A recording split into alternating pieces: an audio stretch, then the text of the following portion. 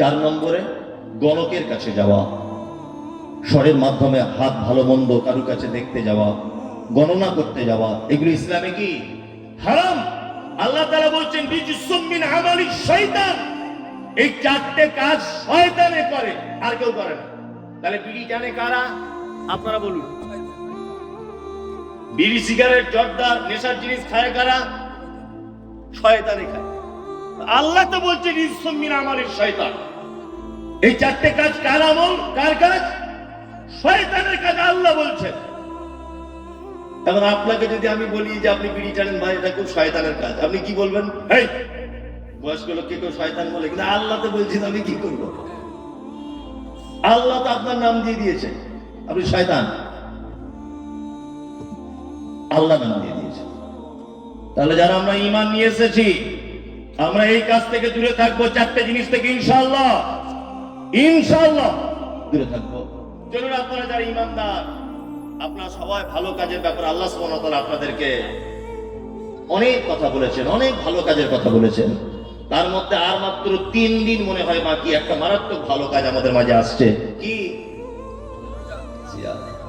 কাল থেকে কিছু লোকের গ্যাসের ব্যথা শুরু হবে, গ্যাসের ব্যথা, মাথা যন্ত্রণা, ফতোয়া জিজ্ঞেস করা শুরু হবে। শুধু বলছে হুজুর থুতু গিলে নিয়েছে হবে, থুতু গিলে নিয়েছে হবে, ইনজেকশন চলবে, চোখে ওষুধ দেওয়া যাবে, কানে ওষুধ দেওয়া যাবে। হুজুর মারাত্মক ভুল হয়ে গেছে। কি ভুল করলে ভাই? ওই যে দুপুরবেলা আমি শুয়েছিলাম, আমার বউ আমার পাশে এসে শুয়ে গায়ে গা থেকে গেছে হবে, ফতোয়ার খুঁজে পেল না। মসজিদের জুতো চুরি, ইমাম সাহেবের পিছনে লাগা, আর যত রকমের কাহিনী, আর মোটামুটি 3 দিন পর থেকে শুরু হয়ে গেল। সবাই যাবে না? আচ্ছা, এবার আপনাদেরকে বলি, আপনাদের গ্রামে সবাই সিয়াম পালন করে, রোজা রাখে? সবাই রাখে না, 2-4 জন লোক ফাঁকিবাজ আছে। আর যারা আছে তারা ইমানদারদের তালিকায় নয়, কখনোই নয়। কারণ আল্লাহ সুবহানাহু ওয়া তাআলা বলছেন কি, ইয়া আইয়ুহাল্লাযীনা আমানু কুতিবা আলাইকুমুস সিয়াম কামা কুতিবা আলাল্লাযীনা মিন ক্বাবলিকুম লাআল্লাকুম তাত্তাকুন। ওরে তোমরা যারা ঈমান নিয়ে এসেছো, তোমাদের জন্য সিয়ামকে ফরজ করা হয়েছে, যেমন তোমাদের পূর্ববর্তীদের কাছে ফরজ করা হয়েছিল, লাআল্লাকুম তাত্তাকুন, যাতে তোমাদের অন্তরে আল্লাহর ভীতি তৈরি হয়। এই কারণে আল্লাহ সুবহানাহু ওয়া তাআলা সিয়াম ফরজ করেছেন কাদের জন্য?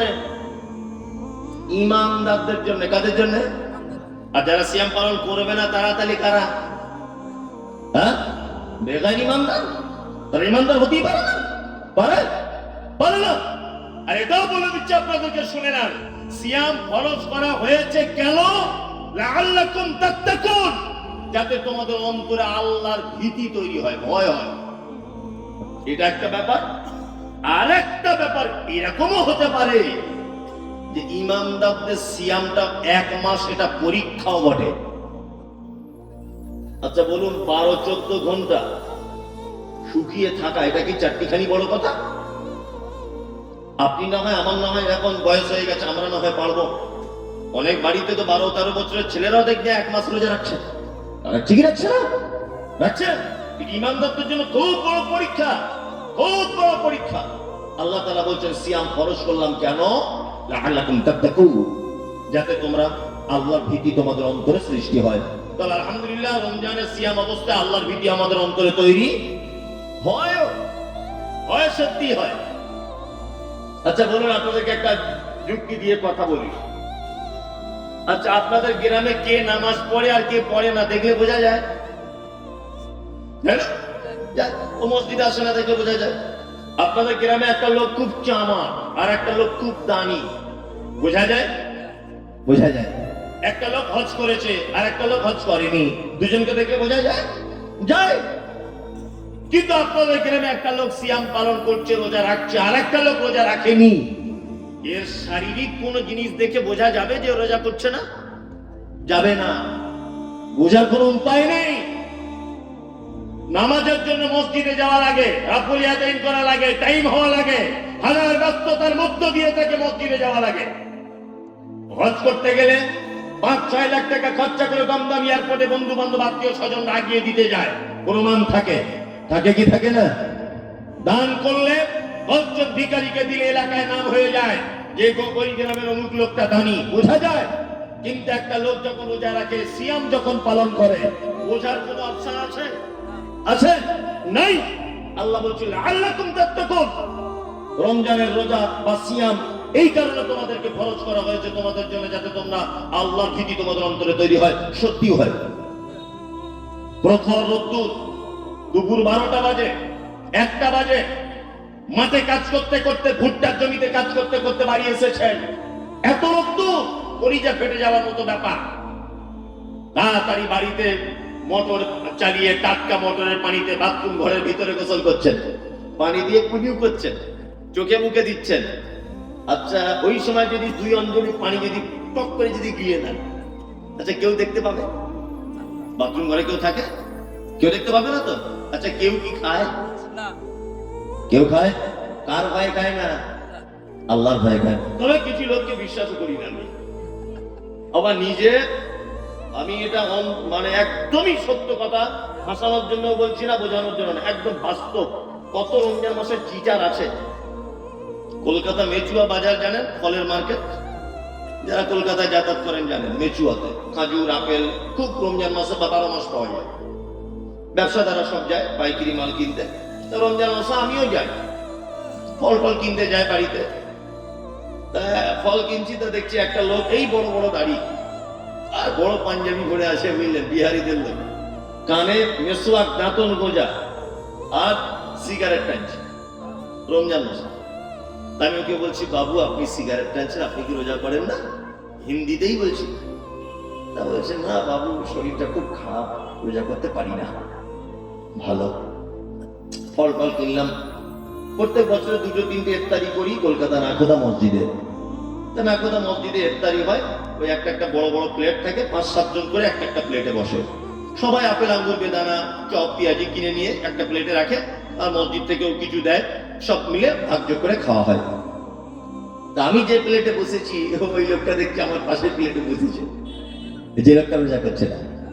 আল্লাহ যাকে অপমান করে এইভাবেই করে।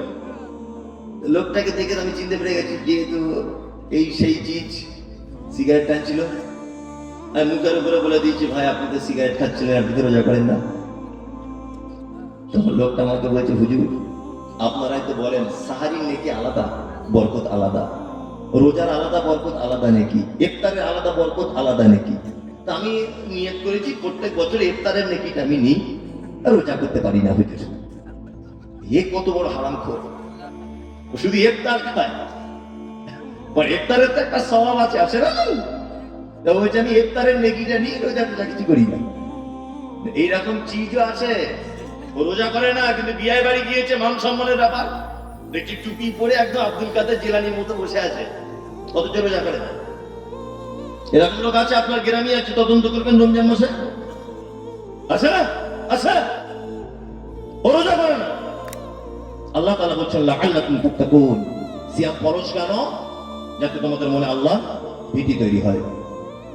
আচ্ছা, এবার একটা কথা আপনাদেরকে বলি, কোরআনে একটা আয়াত আছে, কি উলাইকা কাল আনাম বাল হুম আযাল ওয়া উলাইকা হুমুল গাফিলুন।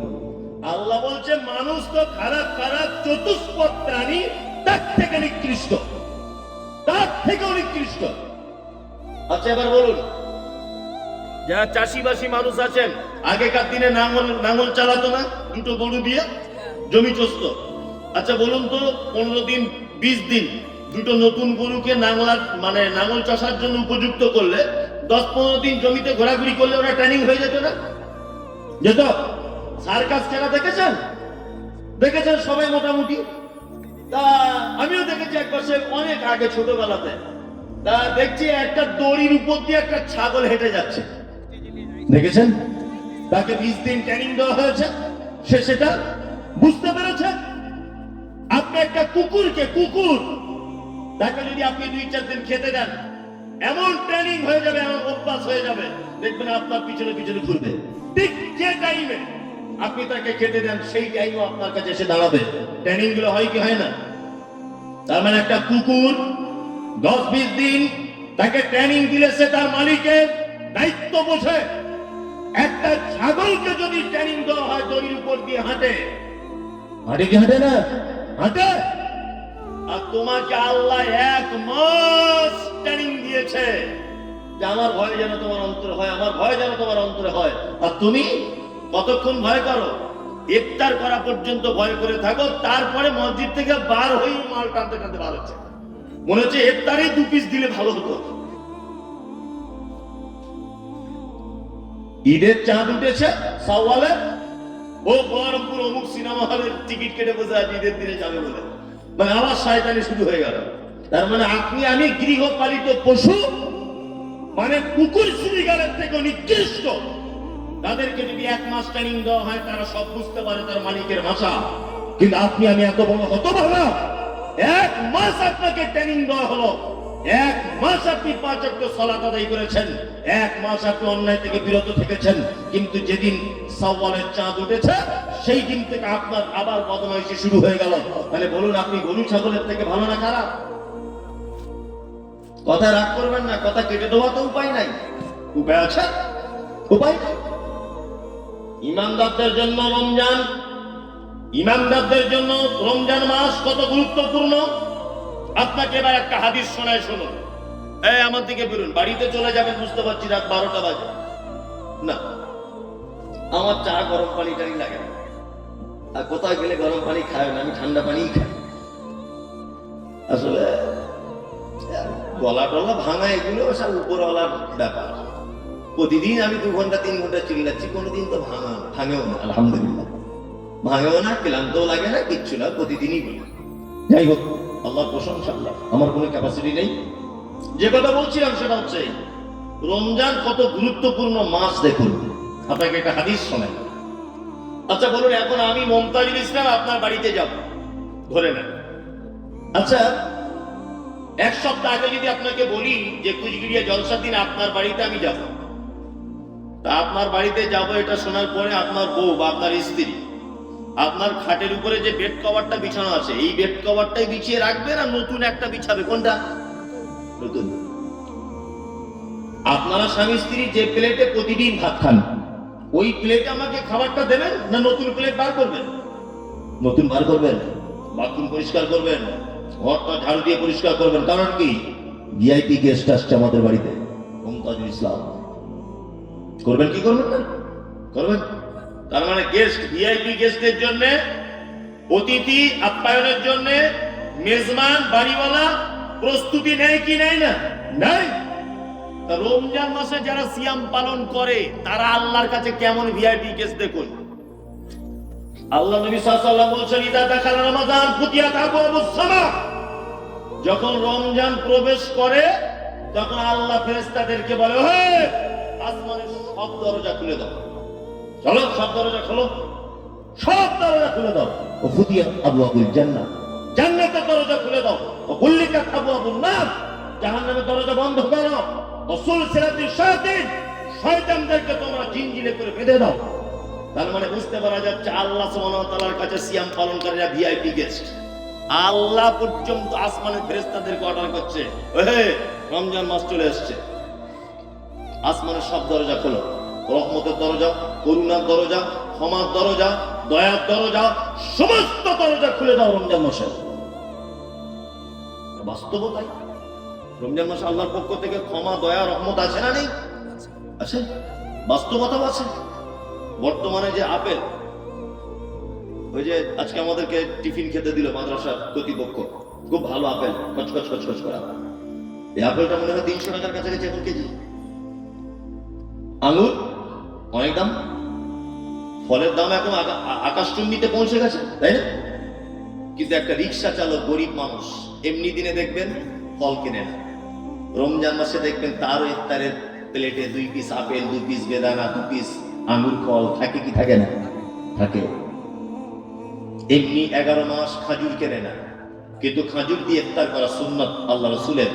এই জন্য একজন রিক্সা চালক, গরিব মানুষ, তার বাড়িতেও দেখবেন প্লেটে 2 পিস করে খাজুর থাকে। সারা রমজান মাস সাহারিতে একটা খরচা আসে, ইফতারিতে একটা খরচা আসে। রমজান মাসে দান ধর্ম মানুষ বেশি করে, অন্যান্য মাসের থেকে করে কি করে না? করে। আবার ঈদের সময়তে মেয়ে জামাই আত্মীয় স্বজন পোতা পতি জামা কাপড় কিনতে হয়, নিজের বউ ছেলে মেয়ের কিনতে হয়। আচ্ছা, তারপরেও কোনো মানুষ অভাবের মধ্যে থাকে রমজান মাসে বলে মনে হয়? হ্যাঁ, আমার মনে হয় আল্লাহ খাদ্য খাবারে এত বরকত দেয় যে ইফতারির পরে পেট এমন অবস্থা হয়ে যায় ভাত খাওয়া যায় না। ঠিক কিনা বলুন? অন্য বছর থেকে বরকত বেশি হয় কি হয় না? হয়। মুহাম্মদ সাল্লাল্লাহু আলাইহি ওয়াসাল্লাম বলেছেন, ইদা দাখালা রমাদান ফুতিহাত আবওয়াবুস সামা। রমজান যখন প্রবেশ করে আসমানের সব দরজা খুলে দেওয়া হয়। সব দরজা খোলা, আসমানের একটা দরজা যেন বন্ধ না থাকে। আল্লাহ জান্নাতের দরজা খুলে দেয়। রমজান এত গুরুত্বপূর্ণ মাস, আমরা প্রস্তুতি গ্রহণ করবো ইনশাআল্লাহ। দুই, আল্লাহ নবী সাল্লাল্লাহু আলাইহি ওয়াসাল্লাম বলছেন, মান সামা রমাদান ঈমানান ওয়া ইহতিসাবান গুফিরা লাহু মা তাকাদ্দামা মিন যামবি। কোন মানুষ যদি নেকির আশায়, ঈমানের অবস্থায় নেকির আশায় যদি রমজানের সিয়াম যদি পালন করে, তার বিগত দিনের সব পাপ কি করে দেওয়া হবে? ক্ষমা করে দেওয়া হবে। কেউ যদি রমজান মাসে কিয়ামুল লাইল তারাবি যদি পড়ে, তার বিগত দিনের পাপ কি করা হবে? ক্ষমা করে দেওয়া হবে। বলতে হবে, আমি বুঝতে পেরে গেছি, লেখালেখি দরকার নেই, বুঝতে পেরে গেছি। যাই হোক, আমি আর একটা কথা বলবো। আমি বলে লোক তো চলে যাবে, এখন 1টা বাজে তো লোক চলে যাবে না। আর মানুষের একটা অভ্যাস, ও 10টা না বাজলে আসে না, 11:30 বাজলে থাকে না, 12টা 20 বাজছে, মানে লোকের এটা অভ্যাস হয়ে গেছে। 10টা বাজলে কেউ আসে না, বক্তা একা একাই চালাচ্ছে, আর 2-10 জন 20 জন থাকে, আর 11টা বাজলে থাকে না। এই মারাত্মক সমস্যা। ও তারপরেও যদি বক্তা আবার না আনে কমিটি, তারপর আগামী বছর আর তোদের জলসাতে নাই, তোরা ভালো ভালো বক্তা আনিস না, এবার আরেকজন। ওই জন্য চারিদিকে সামাল দিয়ে চলতে হবে। মাদ্রাসার জলসা আপনারা বুঝতেই পারছেন। তারপরে আমি আপনাদেরকে আর একটা মাত্র কোরআনের আয়াত বলে আমি আমার দিকে চলে যাবো ইনশাআল্লাহ। রমজান মাসে এত বরকত, এত রহমত, এত ক্ষমা, এত দয়া কেন? এই অনুষ্ঠানটা কেন রমজান মাসে আল্লাহ সুবহানাহু ওয়া তাআলা করেন? আসমানের দরজা খুলে দেন, জাহান্নামের দরজা বন্ধ করে দেন, শয়তানদেরকে বেঁধে রাখেন। কারণ একটাই, তার কারণ কি? শাহরুর রমাজান আল্লাযী উনজিলা ফীহিল কোরআন। এটা সেই রমজান মাস যে মাসে কোরআন অবতীর্ণ করা হয়েছে। টোটাল রমজান মাসটাই হচ্ছে কোরআনের বরকতের কারণে এত বরকত, কোরআন অবতীর্ণের কারণে এত বরকত। কি বললাম বুঝতে পারছেন তো? তাহলে আমাদের রমজান মাসের মূল ইবাদত কি হবে? কি হবে? মূল ইবাদত সিয়াম পালন, 5 ওয়াক্ত সালাত, বাকি টাইম যতটুকু থাকবে ততটুকু কি করব? শুধু কোরআন তেলাওয়াত, শুধু কোরআন তেলাওয়াত। মৌলভী সাহেব, আমি তো কোরআন পড়তে জানি না, তাহলে আমার উপায় কি? আপনার স্ত্রী জানে, আপনার স্ত্রীকে পড়তে বলবেন, আপনি পাশে বসে থাকবেন, শুনবেন। আর যদি বলেন আমার স্ত্রী জানে না, তাহলে দুজনা সুন্দরবনে চলে যান, আপনাদেরকে বাঘে খেয়ে নিক, আপনার বেঁচে থেকে আর কি হবে ফালতু? কি বলা বুঝলেন না? আমি অপশন দিচ্ছি, যদি আপনি না জানেন তাহলে আপনার স্ত্রীকে বলবেন, পড়বে, শুনবেন। আর ও যদি না জানে, তাহলে দুজনা সুন্দরবনে বাঘে খেয়ে নিক, ওদিক গিয়ে বসে থাকুন, গ্রামের দিকে না থাকাই ভালো। মানে এমন বউ এনেছেন বাড়িতে, সেও কোরআন যদি পড়তে না জানে, তা আপনার মতো হতভাগা কেউ আছে জগতে? কেউ আছে বলে মনে হয়? নেই। এই মাসে খায়রুম মিন আলফি শাহর, একটি রাত্রি আছে। এই রাত্রিতে ইবাদত করলে 1000 মাস ইবাদত করলে যত নেকি, তত নেকি আপনার আমলনামাতে লিখে দেওয়া হবে। কোন নেকি? কি মাস? এই কোন দিন? লাইলাতুল, এসব আপনারা সব হাদিস জানেন তো। আর আইল হাদিস মানে এখন পকেটে পকেটে হাদিস, ও সব মোটামুটি জানা। তবে এখানে আর একটা জিনিস আমি জানিয়ে দিই, লাইলাতুল কদর কেমন করে জাগবো? আমাদের কলকাতার দিকে দেখি পড়তে মসজিদে বিরিয়ানি, পড়তে মসজিদে বিরিয়ানি, 12-13 হাঁড়ি করে বিরিয়ানি, সারা রাত মার কি ঝামেলা। আর বিশাল সে ডিজে টিজে এনে এটা ওটা করে জলসা বলসা করে লাইলাতুল কদর। তারপরে দিন জোহর মিস, মানে ঘুম ভাঙে, ওই দিনও ফজর মিস, ঘুম ভাঙে। মানে যে বিড়ি সিগারেট খেয়ে, গুটকা খেয়ে মেটা পুরুষ কলকাতায় দেখি এত হো হো করে ঠিক বিরিয়ানি টাইমে এসে বিরিয়ানি মেরে দিল। কি বললাম মিলে না? আর তারপরে দিন সকালে উঠবে 2টোর সময় বলছে লাইলাতুল কদর করেছি। তোকে ফেরেশতা খুঁজছে, তোর পাশের চামড়া তুলে দিলে।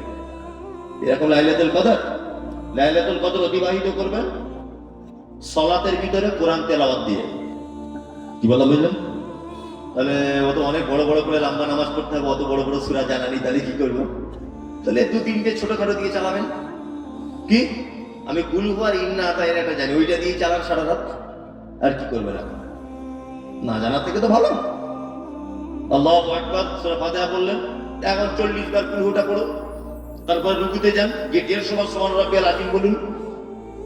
যদি হাঁটুর যোগ থাকে আবার উঠে রব্বানা লাকাল হামদ হয়ে গেল। সেজদায় গিয়ে আবার 3000 বার সুবহান রাব্বিয়াল আলা বলুন, কোনো সমস্যা নেই। যদি আপনার শরীরে তাকত থাকে, এইভাবে নামাজের ভিতরে লাইলাতুল কদর অতিবাহিত করুন। ইনশাআল্লাহ চেষ্টা করব। আল্লাহ সুবহানাহু ওয়া তাআলা বলছেন, ইয়া আইয়ুহাল্লাযিনা আমানু, ওহে কুজগিরিয়ার লোক, তোমরা যারা ঈমান নিয়ে এসেছো, তোমরা যারা মুমিন, তারাই শুধুমাত্র সিয়াম পালন করবে, আর তাদের জন্যই ফরজ করা হয়েছে। আমি ইমানদারদের ব্যাপারে বলার জন্য কোরআনটা রেডি করে রেখেছিলাম, যে অনেক কথা বলার ছিল, কিন্তু সময়ের সাথ দিচ্ছে না, অনেকক্ষণ হয়ে গেল। আপনারা যারা বসে আছেন এখানে, আপনাদের কাছে বিনীত অনুরোধ, আপনারা সকলেই জানেন যে কুচগিরিয়া ইসলামিয়া কি এডুকেশন সেন্টার, এটা এই মাদ্রাসার জন্য কালেকশন। আচ্ছা আচ্ছা আচ্ছা, এখানকার জন্য কালেকশন। ইট নাই, ছাদও নাই, বিল্ডিং খাড়া হয়ে পড়ে আসে। আপনারা দিয়েছেন দুটো আদায়কারী বক্তাদের কাছে, এটা আমি জানি আপনারা সবাই দিয়েছেন। তারপরেও আপনাদের কাছে এটা আমার পক্ষ থেকে বিনীত অনুরোধ থাকবে যে আপনি যদি ব্যবসা করেন, ব্যবসা, তা আপনার আজকে 1000 টাকা লাভ হয়ে গেছে, তাই বলে কি আর সারাদিন দোকান খুলবেন না? না আপনি ধান্দা করবেন যে বিকেল বেলা আরো 1000 হোক, এটা